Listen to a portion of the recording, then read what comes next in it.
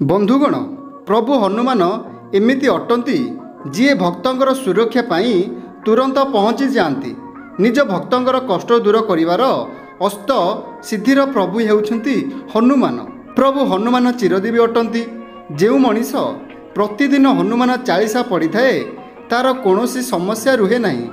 एथिलागी प्रभु हनुमान आज भी निजर स्वरूप नहीं पृथ्वी रे अछंती, जार प्रमाण मध्य देखिबाकू मिलिछि। संकटमोचन हनुमान तांकर केतेक भक्तंकु मध्य दर्शन देइछंती, जहा मान्यता अछि।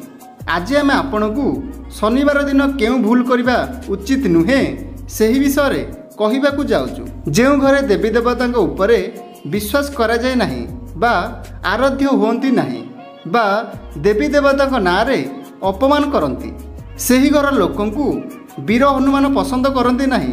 सेही घर लोकंक उपरे निजर कृपा दृष्टि पकांती नहीं। जेउठी प्रभु श्रीरामंक अपमान करा जाए तांकु हनुमान दंड देई थांती।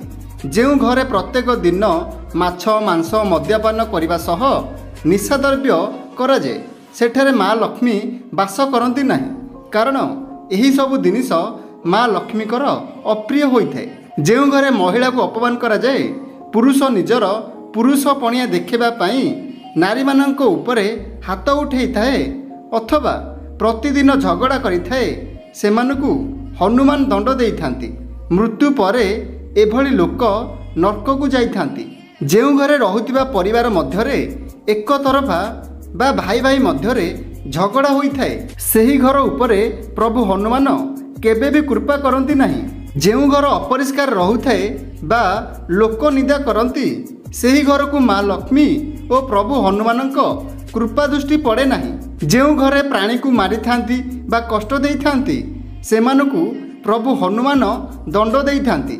जेउ घरे साधु संत मानकु अपमान करा जाए सेमानकु प्रभु हनुमानक कृपा मिले नहीं। जेउ घरे चरित्रहीन लोक रही थांती जी घरर स्त्री बा झील उपरे खराब नजर रखी थांती अथवा तांको सह शारीरिक संपर्क बनैया पई चेष्टा करी थांती, सेहीपरि लोकंकु नरकरे तांको दंड मिलिबा सह भगवान तांकु दांडर भिकारी करि देई थांती।